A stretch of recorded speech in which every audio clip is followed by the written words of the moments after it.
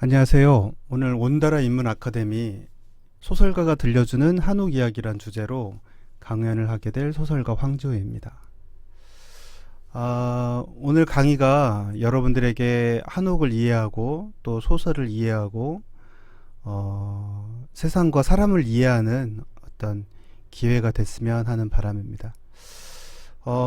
일단 주제는 한옥 이야기이지만 사실은 이 안에는 이제 여러 가지 다양한 주제들이 들어있는데요. 그 중에 핵심 주제는 작은 것들이 모여서 큰 것들을 만들어가는 이 세상에는 버릴 것이 하나도 없다라는 어떤 그런 가치관이 또 중요한 주제로 자리를 잡고 있습니다. 저는 소설가고요. 전주대학교 국어교육과를 졸업했습니다. 2021년 전북일보 신춘문예 소설 부문에 당선이 됐고요. 2014년 우수출판 콘텐츠 제작지원 사업에 선정이 돼서 잠수함 속 토끼라는 책을 출간을 했고요. 그리고 한 6, 7년 전에 산전수전 겪지 않고 시골집 고치기라는 책을 썼어요. 그래서 이 책이 제가 한옥을 이해하게 된 계기고 이 책 이야기는 나중에 중간에 가끔씩 이야기가 나올 것 같습니다. 공저로는 이러한 책들이 있고요. 제가 이걸 말씀드린 이유는 유튜브 강의를 듣다 보면 지금 나에게 강의를 해주고 계시는 분들 혹은 이야기를 해주고 싶은 분들이 누군지 모를 때가 있어요. 근데 귀한 시간을 내서 강의를 들을 때 저분이 어떤 분인지를 알고 강의를 듣는 게 좀 더 어떤 신빙성이나 객관성 이런 것들이 있어서 말씀을 드렸습니다. 제가 2021년 전북일보 신춘문예로 등단을 했는데요. 이 등단작이 한옥과 관련이 깊어요. 한옥 이야기와 사람 이야기를 교차서술해서 어떤 공통된 이야기를 주제를 이끌어가는 내용인데요. 이 내용을 조금 보면서 자연스럽게 한옥 이야기로 들어가 보겠습니다. 유현종 선생님과 정종명 선생님께서 심사를 해주셨고 그거에 대한 제 소설에 대한 심사평이었는데요. 읽어보겠습니다. 귀가는 바로 흙으로 돌아간다는 뜻이다. 격있게 건축된 전통 한옥 기와집이 수명을 다해 임종을 맞이하고 있다. 그 집 안주인도 암에 걸려 집과 함께 임종을 맞이하고 있다. 흙으로 돌아가기 전 마지막을 겪어내는 집과 안주인의 임종 모습이 교직된다. 저는 이 문단에서 이 교직이란 단어가 되게 참 마음에 드는 단어인데요. 실제 이러한 목적을 썼고요. 이제 해체를 앞둔 집과 삶의 해체를 앞둔 한 여인의 이야기를 교차서술해서 주제를 이끌어가는 내용인데요. 사실 굉장히 전통적인 소설 기법이에요. 한 이야기와 다른 이야기를 엮어서 소설을 이끌어가는 것. 주제도 되게 뭐랄까 한옥을 다루고 있기 때문에 죽음을 다루고 있기 때문에 전통적인 주제고 또 제 문장도 뭐 이렇게 세련된 문장이 아니고 그랬음에도 불구하고 이렇게 또 등단의 기회를 갖게 된 건 운이 좋았던 것 같아요. 이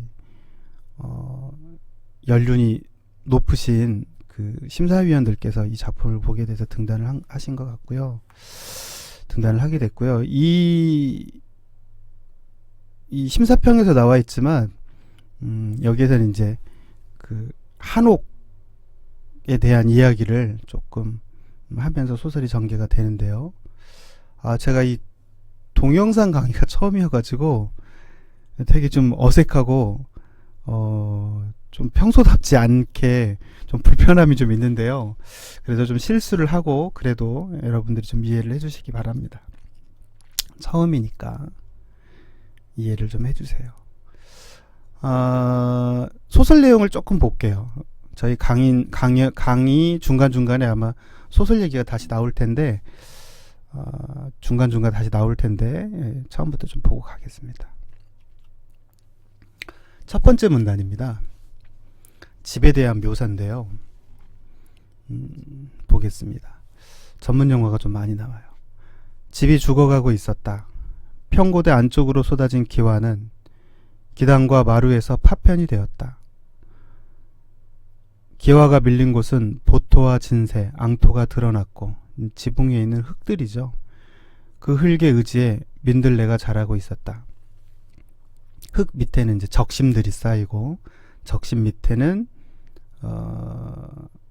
치바지익이 있고 거기에 석가래가 있고 이렇게 하부 구조로 내려가죠. 민들레 뿌리가 암세포처럼 석가래 골수에 파고들었을 것만 같았다. 상한 석가래 마구리는 아귀의 이빨처럼 날카로웠고 추녀는 가시상한 버섯처럼 추레했다. 추녀는 지붕에 곡을 잡는 중요한 부재죠. 찬바람을 막기 위해 설치한 덧문과 덧문에 남아있는 삭은 보온 비닐들이 집의 음습함을 더했다. 막 나부끼니까 그랬겠죠. 황토 미장을 한 벽도 무너진 지 오래였다. 미장한 흙이 떨어지며 드러난 중깃과 누레, 설외가 핏줄처럼 보였다. 황토와 범벅대에 흘러내린 빗물이 피고름 같았다. 기둥을 타고 흘러내린 그것을 주춧돌이 농반처럼 받았다. 주춧돌이에 기둥이 있죠. 밤이 되면 무서운 소리가 들릴 것만 같았다. 집이 흐느껴 울 것만 같았다. 이렇게 이제 첫 문단에 집에 대한 이야기가 있고 한옥에 대한 그 다음에 이제 사람의 이야기, 한 여인의 이야기가 등장을 하게 됩니다. 드레싱은 악몽 같은 시간이었다. 피부암 전이를 막기 위해 절단한 그녀 다리는 치료되지 않았다. 피부암이 전이된 것인지 바이러스에 감염된 것인지 알 수 없었다. 조직 검사를 하자는 요청에 담당인은 침묵으로 일관했다. 이미 내려놓은 듯했다. 깨끗한 임종을 위해 절단한 부위의 상처라도 낫길 바랐지만 도저히 수습이 되지 않았다. 소독할 때마다 핏줄과 살들이 너덜거렸고 상처와 살건 없는 근육이 바들거렸다. 회진을 할 때마다 새살이 돋았냐고 순하게 묻던 그녀가 퇴원을 하라는 의사의 말에 사납게 변했다. 처음에는 비명을 참아보겠노라고 했다. 암이 전이된 것이면 위쪽을 한 번 더 절단하자고 했다. 퇴원이 임종을 준비하라는 말인 것을 안 그녀는 분노와 원망을 여과 없이 드러냈다. 분노와 원망 사이에 의사는 희망을 심어주지 않았다. 담담히 남은 생을 정리하라고 했다. 의사의 담담함이 죽음을 더 바투 다가오게 했다. 이게 이제 앞 문단에서 이야기했던 집, 그리고 이제 이 문단에서는 암에 걸려 죽음을 준비해야 하는 한 여인의 이야기가 나왔죠. 이 다음 문단에는 또 집의 이야기, 그 다음 문단에는 여인의 이야기가 이렇게 교직되어서 시줄과 날줄이 되어서 이야기를 전개가 되는데요. 제가 이렇게 소설을 전개해서 결론에 다다를 때 조금 신경을 썼던 부분이 집이 곧 사람이고 사람이 곧 집이다 라는 의도가 반영됐습니다. 그 박재삼이라는 시인의 수정가라는 시가 있는데요. 춘향이를 그 시의 첫 문장에 보면 집을 사람으로 친다면 혹은 사람을 집으로 친다면 뭐 이런 문장으로 시작을 하게 되는데요. 그처럼 저도 어느 순간 한옥을 공부하다 보니까 집이 사람이 집으로 보여서 그 가치관을 전달하기 위한 방법으로 이 교직의 어떤 전개 방식을 사용을 했고요. 그 가치관이 어떻게 형성됐는지, 제가 한옥을 바라보는 집과 사람이 같다, 사람이 곧 집이고 집이 곧 사람이다 라는 그 가치관이 어떻게 형성됐는지를 그 과정을 조금 짚어가는 게 우리 강의의 어떤 맥락이라고도 볼 수가 있겠습니다. 그 과정을 한번 짚어가 볼게요. 자, 전북 진안 정천에 있는 집인데요. 이 집은 이제 지금도 제 소유입니다. 제가 책 글방으로 쓰고 있고요. 뭐 여러 책을 쓰기도 했고 공저도 있지만 제가 아직 소설집도 없고 장편 소설도 없어요. 그래서 지금 이 집에 들어가서 열심히 장편 소설 한 권을 퇴고를 하고 있는 중입니다. 저는 이 집을 처음 봤을 때 굉장히 예뻤어요. 그저 시골에 있는 옥한 한옥집인데 아주 예쁘더라고요. 이 집의 원래 주인은 제 고등학교 은사님이셨어요. 제가 아버지로 모시는, 고등학교 때 이후 지금까지 아버지로 모시는 은사님이신데, 아버지가 일찍 돌아가셔서 아버님이라 여기고 모시는 은사님의 집이었는데, 별장이었는데 1954년 9월에 지어진 집이에요.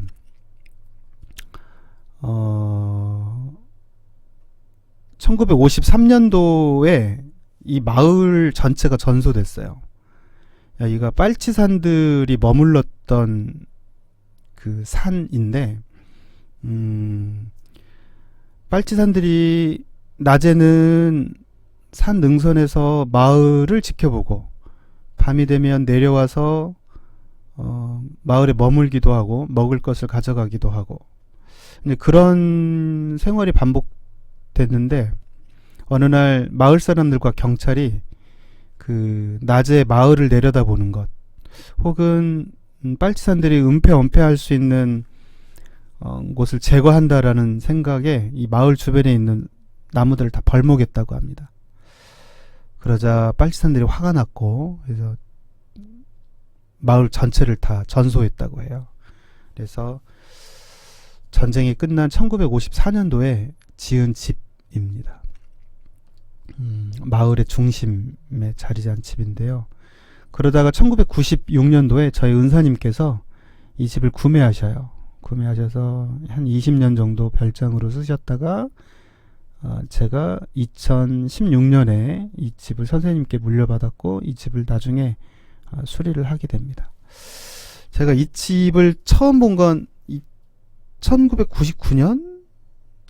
2000년쯤 됐던 것 같아요. 혹은 97년일 수도 있고요. 근데 저는 처음에 볼 때 이 집이 너무 예뻤어요. 그래서 되게 신뢰되는 이야기였는데, 선생님도 집을 구매하신 지 얼마 안 됐을 텐데, 선생님 혹시라도 이 집을 팔게 되시면 저한테 파세요 라고 했고, 그게 20년 만에 이루어져서 제 소유가 됐는데, 그 어린 제가, 그리고 한옥을 잘 몰랐던 제가, 그리고 뭐 돈도 없었던 제가 이 한옥을 성큼 선생님 저에게 주세요 라고 이야기했던 이유, 그리고 이 한옥이 그렇게 아름다웠던 이유가 뭘까 라고 고민을 많이 했어요. 왜 이 한옥이 나에게 이렇게 아름답게 느껴졌을까? 터도 터지만 집 자체가 되게 아름답게 느껴졌는데, 그 이유를 오랫동안 몰랐다가 근래가 아니라 이제 이 집을 결국 제가 이제 수리를 하게 되는데요. 수리하는 과정 혹은 수리한 전후에 깨닫게 됩니다. 저는 이 한옥 옥한, 이 시골집 한옥이 아름답게 느껴지는 이유가 면나눔이에요. 제일 먼저. 이 한옥은 이 각각의 면나눔이 다 달라요. 요 면나눔. 그리고 이 지금 보이진 않지만 다음 화면에서 볼 수 있겠지만 이 면나눔이 다 달라요. 요즘 한옥은 요걸 인방제라고 그러는데요. 인방제를 그냥 일렬로 이렇게 나란히 하기 마련이거든요. 위에는 나란하지만 요 면도 사실은 여기가 이제 이게 소매인방이라고 하는데요. 문과 문선과 기둥 사이에 이걸 소매인방이라고 부르는데, 이 소매인방과 요 인방의 높이 나란히 해서 그냥 가면 쉬웠을 텐데 왜 이렇게 벽마다 몇 나름이 다 다를까?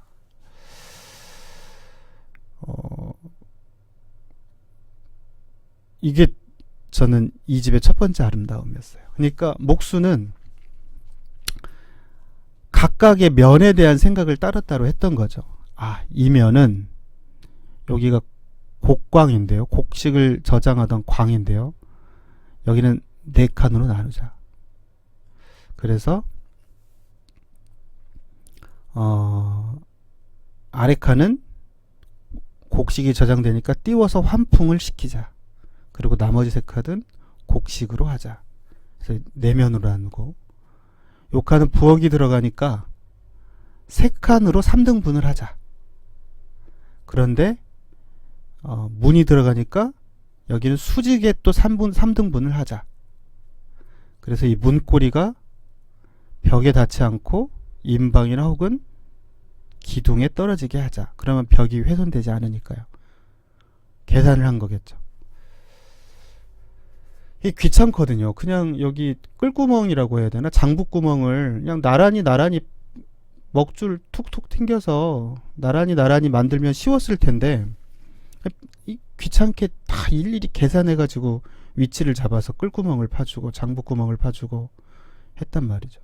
이 면도 그래요. 이 2개의 면도 여기는 3등분을 하면서 문이니까 약간 아랫면이 넓고 4칸으로 나죠. 하나, 둘, 셋, 4칸으로 나눴어요. 문이 2짝이니까. 여기는 조금 위가 긴 문이고 얘는 이런 형태의 문이고 마찬가지죠. 이 문을 봐도 그래요. 이 면을 봐도 하나, 둘, 3칸으로 나눴는데 여기가 좀 남아요. 그러면 그냥 저 같으면 뭐 이렇게 굳이 작은 인방제를 넣지 않고 좀 방을 좀 줄여서 이 문선을 넣지 않고 이 기둥을 그냥 활용했을 것 같아요. 근데 좀 품이 많이 들어감에도 불구하고 이렇게 면 나눔을 했다라는 거죠. 그래서 이 각기 다른 면들이 모여서 집 전체를 이루어요. 우리 세상이 만들어지는 구조죠. 부족한 사람, 가난한 사람, 잘난 사람, 여유 있는 사람, 이런 모든 사람들이 모여서 이 세상이 이루어지듯 이 집도 각기 다른 면들의 구성에 의해서 집이 이루어졌다라는 것. 그게 제가 이 집이 아름답게 보인 이유가 아닐까라는 생각을 했고요. 그 다음에 기둥이 저도 매력적이었어요. 이 기둥이 이 아래쪽은 넓은데 위쪽은 좁거든요. 그러니까 이 기둥은 흘림을 준 기둥이에요. 흘림.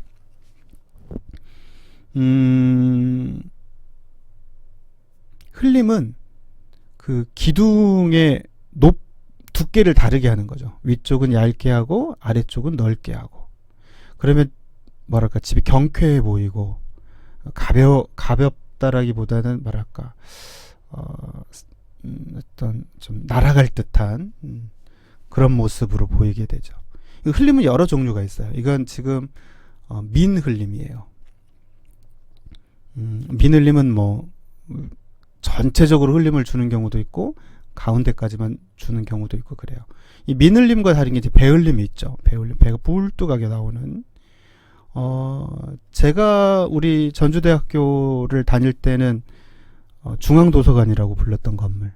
지금은 대학본부로 사용하고 있는 건물 같아요. 그 건물의 기둥이 배흘림 기둥이죠.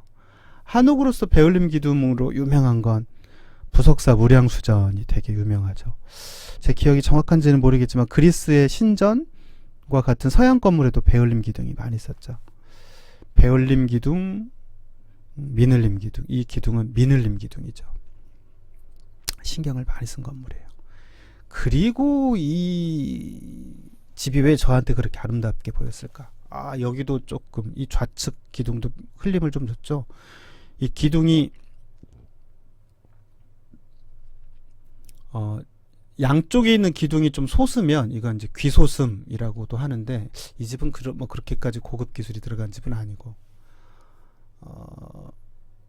마루예요. 제가 한옥을 볼 때 마루를 되게 좋아하거든요. 이 마루를 가만히 보면 사진에서 정확히 나타나지는 않지만 이게 약간 경사져 있어요. 가운데 기둥을 기준으로.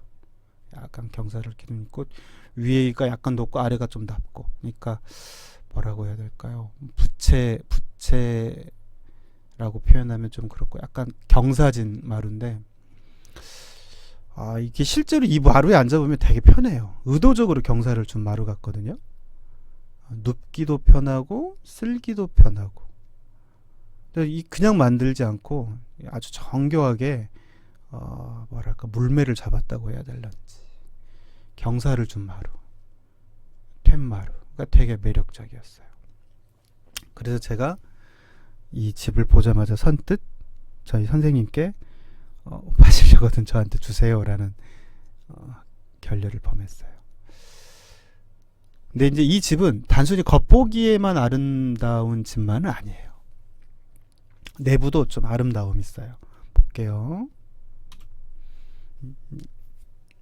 저희 집사람인데 뭐 집사람을 보여드리고 싶어서 그런 건 아니고 제가 이 집에서 보여드리고 싶은 걸 가장 잘 담은 사진이 이 사진이어서 선택을 하게 됐습니다. 이제 제가 한옥에 빠지게 된 계기를 심어준 집이기 때문에 좀 디테일하게 설명을 하게 됐고요. 이 집을 설명하는 과정이 곧 한옥을 이해하는 과정이라고 볼 수도 있고 또 이 집을 계기로 제가 더 넓은 한옥 공부가 시작이 돼서 조금 설명을 길게 하고 있습니다. 방금 전에 마루 이야기를 했는데요. 마루가 요렇게 실제로 이제 경사가 졌습니다. 여기가 높고 여기가 낮고 해서 이제 경사가 져 있는데 마루는 우물마루죠. 마루가 뭐 두 가지 종류가 있어요. 크게 요 마루처럼 귀틀, 이걸 여모귀틀이라고 해요. 마당에서 집을 탁 바라봤을 때 정면으로 보이는 이 면이 있는 귀틀을 여모귀틀이라고 하는데 제가 이 4시간 동안 강의를 하면서 여모귀틀 얘기가 가끔씩 나올 거예요. 그래서 미리 말씀을 한번 드렸어요. 귀틀, 동귀틀, 여기 이제 장귀틀 사이에 귀틀이 또 들어가고 나무 판자를 청판이라고 하죠. 마루 청판을 껴서 만든 마루. 이게 우물마루입니다. 아마 우물 정자의 모양을 그리니까 우물마루가 될 텐데요. 이 우물마루는 막 이렇게 직사각형, 정사각형이 아니에요. 마루 판자가 약간 마름모 모양을 떼요. 절대 빠지지 않아요. 아주 우리 선조들이 마루 만드는 기술이 대단했던 것 같아요. 빠지지 않게 마름모로 만든 마루인데 막장을 지르고 막은 다음에 마루 청판들을 쭉 끼고 막장을 지르고 밑에서 막죠. 이게 이제 우물마루고 장마루는 그냥 일본식 마루예요. 이렇게 긴 마루를 긴 판자를 쭉쭉쭉쭉 껴 맞추지 않고 된 마루. 장마루는 집을 보는 기준 중에 하나가 장마루는 뭐 근래 혹은 강점기 이후에 주로 쓴 마루다 이렇게 보고 다 제 기준입니다. 제가 혹시 한옥에 대한 이해가 잘못됐을 수도 있고 좀 잘못된 정보를 전달할 수도 있는데 그러지 않으려고 노력은 하겠지만 어쩔 수 없이 그럴 때가 있을 수 있으니까 조금 이해해 주세요. 제가 목수나 건축가가 아니라 소설가이기 때문에 제가 받아들인 정보가 잘못될 수도 있고 그렇지만 하여튼 최선을 다해서 객관적인 정보를 혹은 제 견해를 전달을 하도록 하겠습니다. 이제 장마루는 주로 이제 강점기 이후에 많이 쓰였다고 하고 이 우물마루는 강점기 이전에 주로 쓰였다고 했는데 이 집은 1954년도에 지은 집이고 진안에 있는 아주 초라한 시골집임에도 불구하고 우물마루를 썼죠. 우물마루를 썼으니까 초라한 집이 아닌가요? 그리고 자 장여가 들어갔습니다. 기둥 밑에 있는 게 장여고 장여가 이제 여기에 뭐 소로가 들어가고 창방이 들어가는 집도 있는데 이 집은 장여가 들어갔고 그 위에 네모난 돌이 민돌이가 들어갔죠. 이 장여가 들어가지 않은 시골집도 굉장히 많아요. 그냥 혹은 장여가 들어가도 이 마루, 툇마루에만 들어가는 경우도 되게 많아요. 근데 이 집은 요 마루 건너 이 전체적으로 장여를 사용했어요. 그래서 집이 장여를 사용하게 되면 아무래도 좀 더 튼튼하고 집이 이렇게 돌아가거나 하는 일이 좀 드물겠죠. 장여를 사용했어요. 장여 뒤에 보이는 게 이게 신기합니다. 이게 반자라고 봐야겠죠. 이 반자라는 건 이제 방 위에 천장에서 흙이나 이런 먼지 같은 것들이 떨어지는 것을 막고 난방에 도움이 되기 위해서 하는 게 반자인데요. 뭐 종이로 만들면 지반자, 흙으로 만들면 토반자, 뭐 나무로 만들어서 붙이는 경우도 있고, 뭐 우물정자처럼 보여서 우물반자, 뭐 이런 여러 가지 반자들이 있는데 제가 방에 반자를 하는 경우는 많이 봤지만 이게 툇마루죠. 기둥 바깥에 있으면 쪽마루, 기둥 안쪽에 있으면 툇마루, 그 다음에 가운데 크게 들어가 있으면 대청마루, 높으면 누마루, 움직일 수 있는 마루는 들마루. 마루 종류가 굉장히 많은데요. 제가 사진을 볼 때마다 마루 얘기를 가끔씩 드릴게요. 툇마루 상부까지 토반자를 친 거 처음 봤어요. 이게 진한 지역 한옥의 특징 같기도 하고 아니면 추운 지역 한옥의 특징 같기도 하고, 여하튼 이렇게 굳이 그러지 않아도 될 공간에 반자를 쳤다라는 게 너무 신기했어요. 그래서 제가 사실은 이 집을 아주 대대적인 신식으로 리모델링을 하려다가 원형을 그대로 보존합니다. 제가 그 얘기는 조금 이따 다시 말씀드릴게요. 자, 장여를 했고 도리 아래, 그리고 툇마루 상부까지 이 토반자를 쳤고, 이 반자는 방에도 당연히 있습니다. 내부 방에도 이 반자가 사용이 됐고, 기둥에 흘림을 줬고, 이런 집이에요. 이 면 나눔도 좀 의미 있죠. 아까 말씀드렸던, 그냥 이렇게 똑같이 높이를 맞춰서 했으면 편했을 텐데, 뭐 크게 먹줄을 놓을 때도 끌질을 할 때도 조금 뭐랄까 고민이 덜 들어가고 일이 쉬웠을 텐데, 이렇게 여기는 정확히 3등분. 아마 이 목수는 나무의 두께까지도 계산을 해서 3등분을 했을 거예요. 여기는 3등분이긴 하지만 또 이 면의 넓이, 폭을 계산해서, 여기도 마찬가지 3등분을 했지만 문이, 양쪽으로 열리는 문이 들어가기 때문에 이 문고리가 기둥에 정확히 떨어져서 벽이 훼손되지 않게.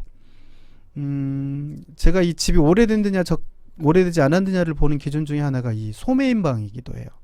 이 인방이 없는 집들은 대부분 1800년대 집들이더라고요. 이게 있으면 민가를 기준으로 드리는 말씀입니다. 강점기 이후 집들일 가능성이 높고, 제가 그래서 저는 이 인방 없는 집들을 좋아해요. 오래돼서 좋아하기도 하지만 집이 가끔 깔끔해 보일 때가 있어요. 제가 되게 좋아하는 집 중에 하나가 추사고택인데, 추사고택은 문뿐만 아니라 창문에도 요 소매인방이 없습니다. 그래서 집에 아주 정말 정갈한 선비처럼, 의연한 사대부처럼 보이기도 해요. 추사처럼.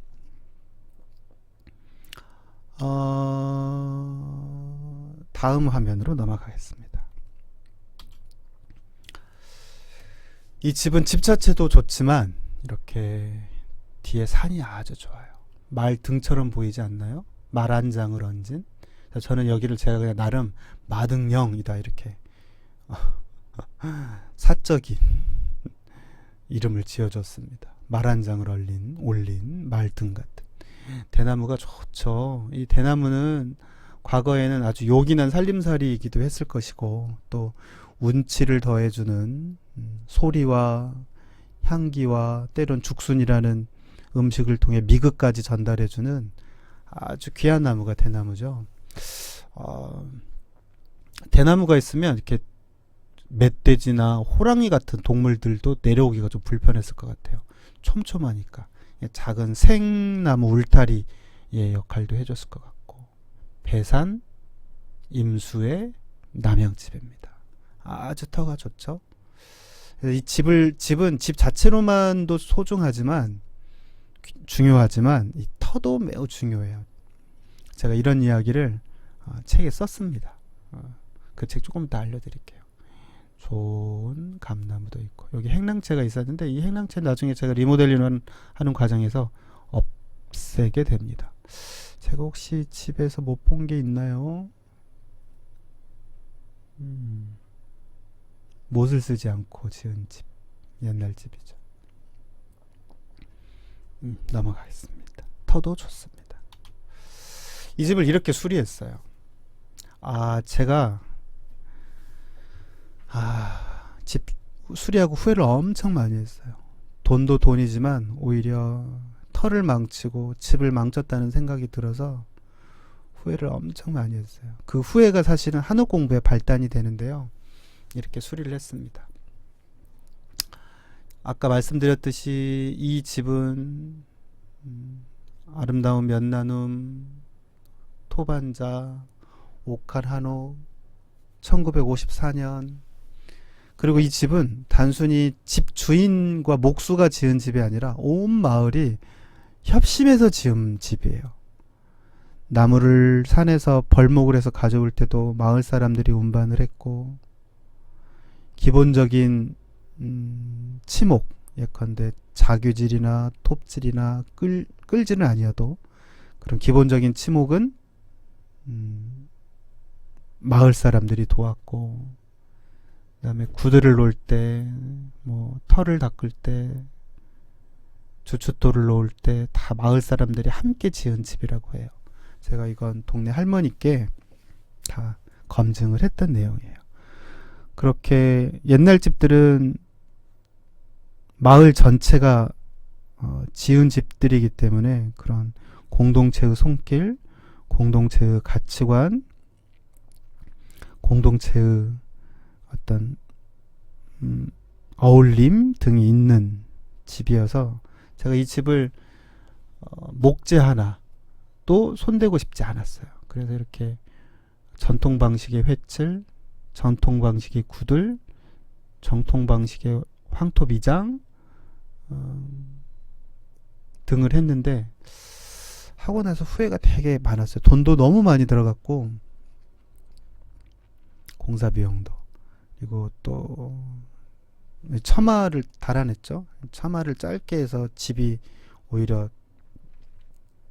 더 훼손되기도 했고 집의 운치도 더 감해졌고, 또 무엇보다 이것 때문입니다. 이게 들마루죠. 움직일 수 있는 마루. 무엇보다 후회를 했던 게 이것 때문입니다. 이 집 생활은 해야 되고 한옥에 부엌을 넣을 수는 없고, 그 다음에 옛날 전통 방식의 구두를 설치하면 샤워도 할 수 없고, 그 다음에 또 불을 떼서만 생활하는 것도 불편하고 해서 이렇게 신식집을 졌는데요. 이 집이 아주 마음에 안 들었어요. 너무 높고 비용도 많이 들어갔고 예쁘지도 않고, 그래서 아주 조금 후회가 되게 많았어요. 지금 이 모습은 차라리 나은데요, 막 지었을 때는 아주 답답했어요. 요 집은 또 면나눔이 좀 나름 돼 있죠. 제가 이 집을 지을 때 좀 반영을 했던 부분입니다. 산도 가리게 되고, 요 바위가 아주 예쁘죠. 이게 그 사연이 아주 많은 바위예요. 길게 얘기하고 싶지만 우리 주제는 한옥이기 때문에 바위나 이런 신식 가옥에 대한 이야기는 조금 줄여나가겠습니다. 그래서 한옥을 보호하겠다라는 의지를 가지고 이 신식집을 졌는데 실수도 많았고 약간 실패 했기 때문에 제가 엄청 심적으로 좀 힘들었어요. 그 힘든 과정을 기록한 책이 이 책입니다. 산전수전 겪지 않고 시골집 고치기. 되게 두꺼운 책이에요. 408 원래는 이 책이 아주 3,000 원고지 3,000매 분량이 넘었어요. 사진 빼고 원고지만 3,000배 분량이 넘었는데 이제 뭐 책을 출판하는 과정에서 많이 줄였고 그래서 한 480페이지 정도로 출간된 책인데요. 지금은 절판됐습니다. 출판사 사장님과 제가 합의하에 이 책은 이제 그만 절판하자 해서 절판을 했고요. 그래서 시중에서 구매는 할 수 없고 가끔 보면 중고 서점에서 비싼 가격으로 거래가 되는 것 같긴 하던데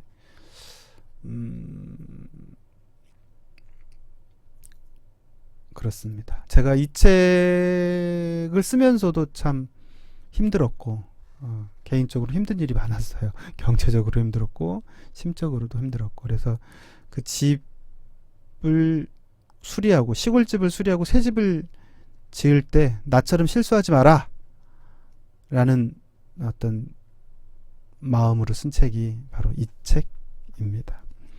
그리고 이 책을 쓰고 난 전후에 제가 어떤 집에 대한 가치관, 집을 바라보는 관점 등이 많이 바뀌게 되고 그래서 이제 탄생한 소설이 귀가 등단작이기 때문에 또 이 집 실수 책이 저를 등단해주게 했다라는 생각 때문에 좀 고마운 면도 좀 있는 그런 책입니다. 자, 이 책에 이제 제가 수리하는 과정들이에요. 지붕에 있는 함석기와를 걷어내고 했어도 됐는데 그냥 저 함석기와 자체도 역사가 되겠지. 아주 먼 훗날 이 함석기와를 덮은 강판기와를 걷어낼 때 함석기와가 어떤 의미 있는 이야기가 되겠지 혹은 좋은 추억이 되겠지 하는 의도 때문에 굳이 걷어내지 않았어요.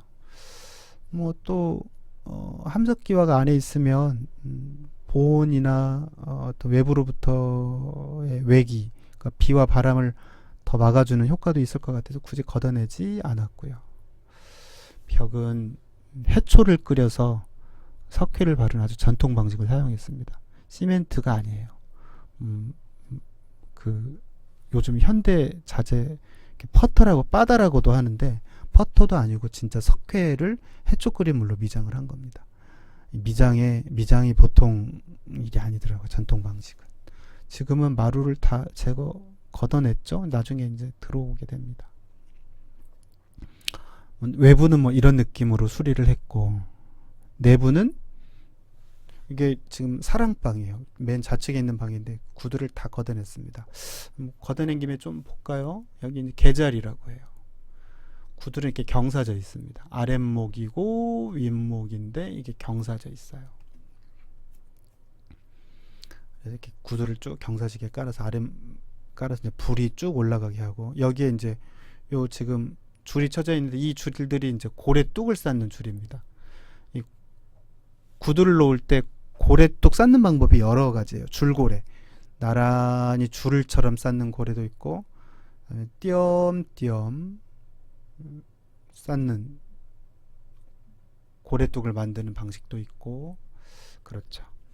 이 이제 여기는 계자리라 해서 열기가 고이는 자리이기도 하고 여기가 연기가 나가는 자리이기도 하고 그래요. 이 고래는 오른쪽에 있는 방 두 개의 고래와 연결되어 있습니다. 이 고래 계자리죠. 이 계자리와 오른쪽에는 방 두 개는 이제 계자리가 이렇게 들어있는데 이 계자리와 여기가 연결되어 있고 여기가 이제 굴뚝으로 나가는 곳입니다. 근데 특이한 건 이 안방 쪽에 있는 이쪽 계자리가 여기로 이렇게 해서 다시 여기 지금 덮여 있긴 한데요. 이 기둥 근처에서 하나의 연계 구멍에서 요 바깥쪽으로 나갑니다. 근데 여긴 덮었어요. 연도가 이렇게 해서 나갑니다. 그러니까 이 구두를 열어보면 이제 제가 이 집이 사람으로 보이고 집과 사람이 같다라는 인식을 이제 다음 강의 혹은 그 다음 강의에서 말씀을 드릴 텐데, 고래가 정말 고래를 보면 사람의 내장과 똑같아요. 아궁이가 입이고 이 굴뚝이 이제 엄마의 몸으로 비유한다면 젖이 되고, 그냥 보편적인 인간으로 구분한다면 뭐 배설기관이 될 텐데, 그리고 이 개자리는 대장,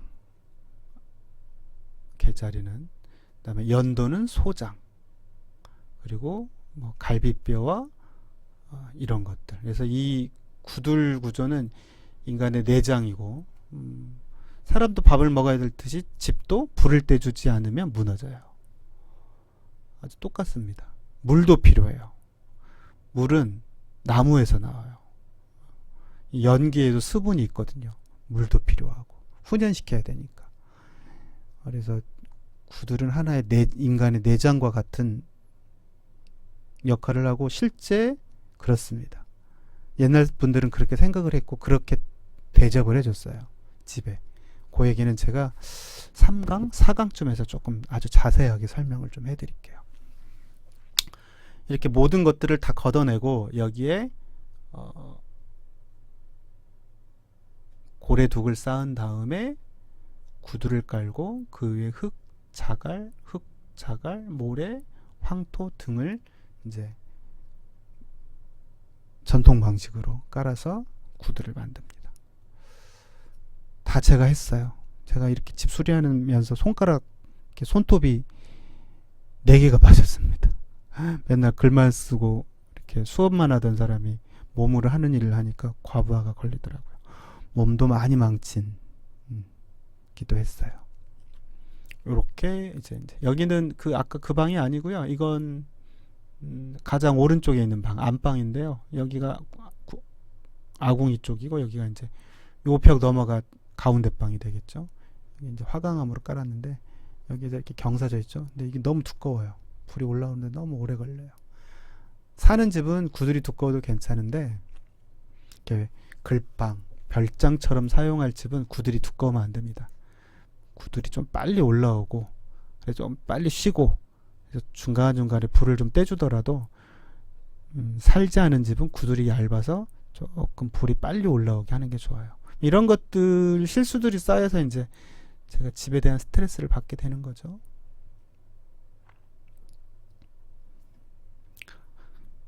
그리고 이렇게 이제 구들장 위에 모래, 자갈, 황토, 그래서 황토 미장에서 이제 방이 마감되고, 이 위에 뭐 콩댐을 하기도 하고, 천을 깔기도 하고, 장판지를 깔기도 하고 그렇죠. 요 방은 2칸으로 나눠 있었던 것 같아요. 근데 이때는 이렇게 방이 하나였습니다. 여기 장부구멍이죠. 이것도 면 나눔이 다르죠. 이면과 이면이. 왜? 여기는 이창문이 들어가니까. 이게 들창문이거든요. 들창문이 들어가니까 면 나눔을 또 다르게 한 거예요. 다 계산이 된 거예요. 계산하고 지은 집이죠. 요 방 2개는 이렇게 오래된 한지, 좋은 한지로 도배를 했고, 바닥은 천을 깐 다음에 콩댐을 했습니다. 이 콩댐, 옛날 분들은 집을 아까 말씀드렸던 것처럼 사람으로 생각했고, 나아가 인생의 동반자로 생각했고, 나아가 모셔야 할 하나의 신적 존재로 여겼어요. 그래서 시어머니가 평생 동안 집을 가꾸고 보살피다가 며느리에 물려주면 며느리가 그 집을 물려받아서 또 평생 보살피고, 그걸 대대손손 물려주죠.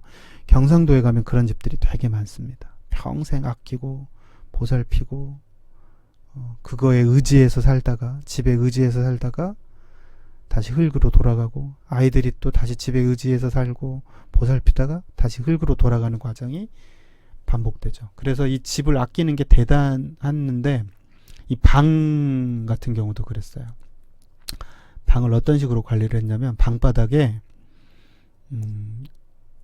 연한 송나무, 그러니까 솔방울을 구해서, 송진이 많은 솔방울을 구해서 다 깐 다음에 촘촘히 깐 다음에 불을 떼요. 불을 몽땅 떼면 송진이 나와가지고 바닥을 덮겠죠. 이때 송진이 나와서 바닥에 덮일 때 은행잎 가루를 내서, 은행잎을 말려 가루를 내서 뿌려요. 뿌려서 송진과 함께 굳게 해요. 그래서 송진이 솔방울을 걷어내고 솔잎이 굳으면 밥그릇, 사기 주발이나 밥그릇을 엎어서 굴려요. 문지르죠. 문질러서 윤을 내고 광을 내요. 그 과정을 뭐 몇 번 반복하는 거예요. 7번, 8번 반복을 해서 송진, 은행잎 가루, 송진, 은행잎 가루, 송진, 은행잎 가루, 이렇게 해서 코팅을 하는 거죠. 요즘에 화학 그런 페인트 바르는 것처럼 송진을 먹이는 거예요. 그러면 일단 바닥은 뭐 어떤 물이나 음식물이 떨어져도 괜찮을 만큼 아주 단단한 바닥, 윤이 나는 바닥이 되고, 은행잎 가루를 넣기 때문에 벌레가 끓지 않아요. 벌레들이 은행잎을 되게 싫어하거든요. 은행 냄새를. 그래서 방이 안온해지죠. 바닥은 송진이 먹었으니까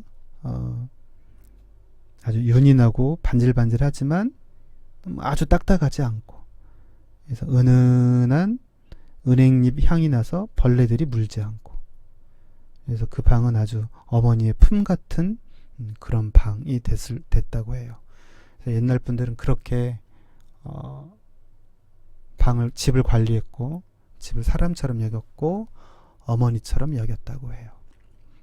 그래서 그런 방을 만들고 싶었는데 잘 뭐 이렇게 성공한 것 같지는 않고요. 여기 또 기둥이 보이죠? 여기는 얇고 여기는 두껍습니다. 흘림을 줬죠. 우물마루가 좀 더 자세히 보이죠? 이거 다 샌딩한 겁니다. 제가 다 갈아냈어요. 이 마루는 콩기름을 먹였어요. 저희는 여기에 송진을 먹여서 이렇게 마무리를 하지는 않고 콩댐을 했습니다. 7번 정도 콩댐을 했고요. 마루도 콩기름을 먹였어요.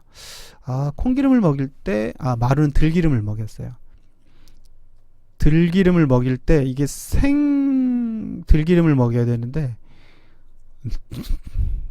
생들기름을 안 먹이고 우리가 먹는 들기름을 먹여가지고 아주 막 걷어내고 고생이 많았습니다.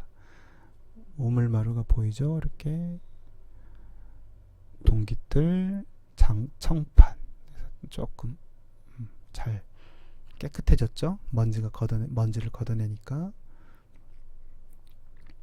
자, 그런 과정들. 그래서 문이 좀 오래된 거 걷어내기도 하고, 이렇게. 마루가 다시 들어왔네요. 지금 여기 토방이라고 하죠. 여기 토방이 아직 놓이기 전이죠. 녹음이 짙었습니다. 마등령의 선산세는 아직 그대로 좀 보이고, 요 집이 좀 문제였다고 말씀드렸죠. 이렇게 기단도 높고, 나중에 제가 지금 생각이 좀 있습니다. 나중에 훗날 조금 여유가 생기면 이제 집 보는 눈이 좀 생겼거든요. 집 보는 눈, 터를 보는 눈이 좀 생겨서 좀 제 취향에 맞게 다시 조금 고쳐볼 생각인데 그럴 날이 올런지 모르겠습니다. 자, 요 방금 보셨던 집 내부입니다. 제가 책을 좀 읽은 편이에요. 이 책이 이제 나중에 이 내부 공간이 바뀌는 것도 집에 대한 제 가치관, 집에 대한 저의 인식 체계가 바뀌면서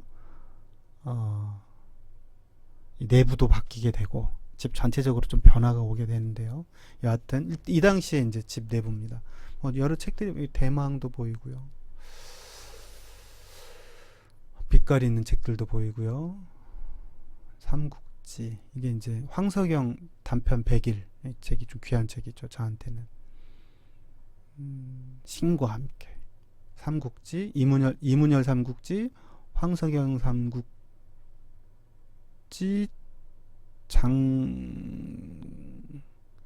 장성남이 아니고 장정일 삼국지,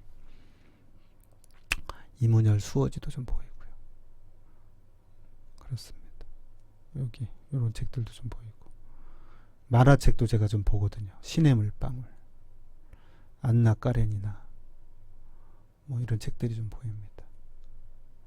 이 면만 이렇게 책이 있는 게 아니고요. 이쪽 면도 책이고, 이쪽 면도 책이고, 반대면도 책이고, 다락도 책이 있습니다. 책이 제가 좀 많은 편이었어요. 이 책 얘기를 나중에 마지막에, 우리 강의 마지막쯤에 나올 겁니다. 제가 야구에도 관심이 좀 있어서 야구 사인볼도 있네요. 양현종 사인볼도 있고 막 그렇습니다. 다락입니다. 다락에는 주로 아이들이 다락 공간을 좋아해서 아이들 책으로 올렸어요. 스타워즈도 보이고 뭐 이런 사실은 이렇게 전집류의 책들을 사면 안 되거든요. 삼국지 만화로 된 것도 있네요. 전집류의 책들을 사는 걸 제가 극구 반대했는데 이게 엄마의 마음을 꺾을 수가 없더라고요. 이런 책들을, 여기에는 이제 제가 어렸을 때 썼던 물건들, 여기 아이들 위한 공간이라고 그림도 예쁘게 그렸죠. 귀여운 그림들도 있습니다. 난방이 안 돼서 바닥엔 이런 것들을 좀 깔았고, 이 다락 구조입니다. 이 책장을 다 짠 거예요. 돈이 얼마나 많이 들어갔겠습니까? 정말 실수가 많았어요. 부엌입니다. 한옥 내부에서 물을 쓰면 집이 훼손될 수밖에 없고, 부엌을 들이는 과정에서 훼손될 수밖에 없고, 부엌을 들이면 또 훼손될 수밖에 없어서 이렇게 부엌 공간을 만들었어요. 이거 다 짠 겁니다. 목수가 산 거 아니에요. 이렇게 가스가 아닌 이게 이런 것도 좀 설치를 했고, 이 집이 있던 자리는 행랑채가 있던 자리입니다. 실수를 숨기기 위해 겉을 치장하다. 아까 제가 실수가 많았다고 했어요. 처마를 짧게 하는 실수도 했고, 경제적인 것도 실수를 많이 했고, 옆에 있는 별채를 지으면서도 실수가 많았고, 집을 너무 높게 져서 본체보다 어떻게 별채가 더 높아가지고, 뭐 조선시대 사람도 아니지만 위계 질서를 깨기도 했고, 터를 망치기도 했고, 환하게 보였던 먼 산을 가리기도 했고, 둥그렇게 보였던 하늘을 이렇게 잘라내기도 했고, 시선상 그런 어떤 실수들을 많이 했습니다. 그래서 제가 사람이 마음이 예쁘지 않으면, 하여튼 뭔가가 예쁘지 않으면 막 겉을 치장하게 마련이거든요. 제가 실수를 하니까 자꾸 뭔가를 막 치장을 하려 들기 시작해요. 자, 기둥 바깥에 있으니까 쪽마루입니다. 쪽마루를 달고, 이 뭐랄까, 까치 지붕이라고 해야 되나요? 덧지붕을 달았는데 이 물매가 안 잡힌 지붕이에요. 윗지붕에서 물이 떨어지면 물이 뒤쪽으로 쏟아집니다. 멋있어 보이지만 실수가 있었어요. 여기에도 이렇게 이제 겉을 치장하고 무언가를 더하기 시작합니다. 장작도 있죠. 제가 이렇게 집을 수리하는 과정에도 제가 실제 일을 했기 때문에 생업에도 지랑을 초래해요. 그러니까 생업이 막 흔들리기 시작하기도 하고, 몸은 힘드니까 짜증을 내기도 하고, 그러니까 아내와 가족들의 사이가 막 벌어지기도 하고, 아주 되게 힘든 시기였어요. 아까 그 하나였던 사랑방을 이렇게 뭔가를 더해서 이렇게 공간을 나누기도 하고, 아까 보셨던 사진에는 없었던 이런 전혀 필요 없는 이런 나무로 된, 외부에 나무로 의자를 만들면 2년 못 가서 상하거든요. 이런 것들을 설치하고, 이런 사용하지 않을 것들을 멋을 부리고, 이런 의자들을 놓고 하는 뭔가 막 치장을 하기 시작하죠. 이런 것들을 달고 그림을 그리고, 외부 수전에는 이런 게 굳이 필요가 없거든요. 외부 수전을 이게 행랑채에서 나온 나무로 만든 겁니다. 이렇게 만들어서 이렇게 옮긴 거죠. 행랑채에 나온 나무로. 불필요한 거거든요. 한옥은 뒤에 가서 이야기했지만 비움의 멋이 있어야 돼요. 비워서 집은 비고 어떤 비움 속에서 이렇게 딱 고즈넉한 멋이 있어야 되는데 그런 게 없어요. 정자를 또 졌습니다. 뒤에 감나무 밑에 정자를 써. 이 정자가 굉장히 비싼 정자예요. 새 목재로 사서. 근데 이제 이 사실이 정자를 지면서 제가 한옥에 대한 공부를 사실 시작하게 됐는데 정자를 짓습니다. 그 정자 안에는 들마루를 껴서 맞추죠. 박달나무입니다. 이 나무는 지금도 있는데 박달나무를 설치하기도 하고. 요 들마루는 나중에 이제 이 공간으로 내려와요. 이 공간을 달아내기도 하고 뭔가를 설치하기도 하고 이렇게 집을 치장하기 시작합니다. 속이 헛하니까 뭔가 비어있는 느낌, 실수를 가리기 위해서 치장을 하게 된 거죠. 그리고 이제 책을 쓴 겁니다. 이 치장이 끝나고. 이 책을 쓸 때 얼마나 힘들었겠어요. 계속 저의 실수를 곱씹어야 되고 저의 못난 마음을 봐야 되니까. 그래서 제가 보통 사람들 같으면 이쯤에서 나 한옥에 관심 없어. 나 한옥 이제 뭐 나하고는 안 맞아. 이거 뭐 팔고 말지 뭐 이런 생각을 할 텐데 제가 좀 오기가 있어요. 그래서 그래 그럼 내가 한번 한옥을 제대로 공부를 해봐야겠다.